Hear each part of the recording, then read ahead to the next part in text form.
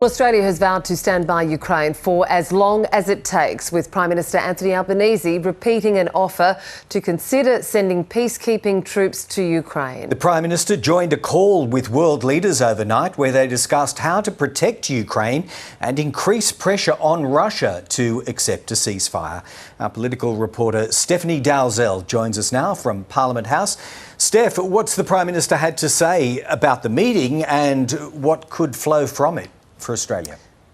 Well, Anthony Albanese says it's in Australia's interest to stand with Ukraine following that meeting overnight hosted by UK Prime Minister Keir Starmer.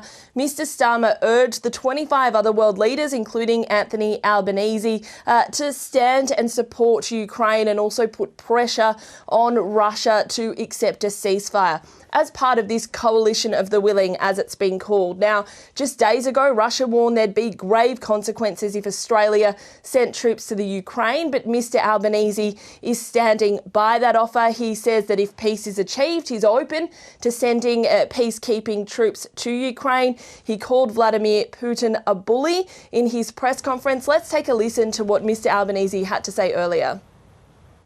Well, first, of course, you need peace to have a peacekeeping force.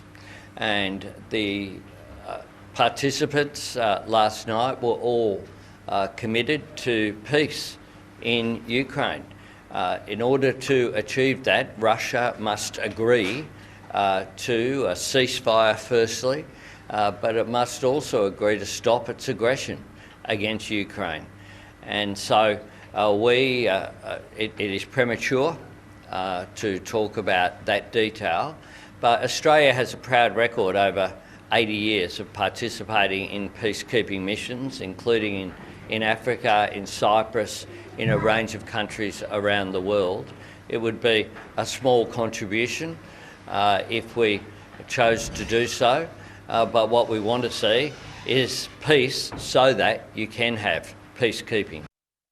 So that was the Prime Minister speaking in suburban Melbourne earlier this morning. Steph Dalzell, has there been any political reaction to the Prime Minister's positioning statements on this so far?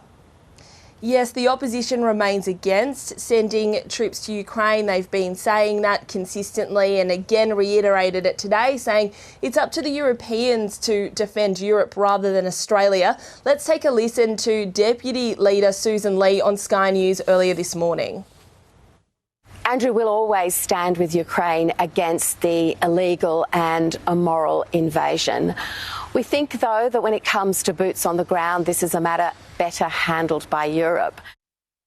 Now on Insiders this morning, Greens leader Adam Bandt says his preference was to not put troops in harm's way, but said a lot of questions still need to be answered. Let's take a listen.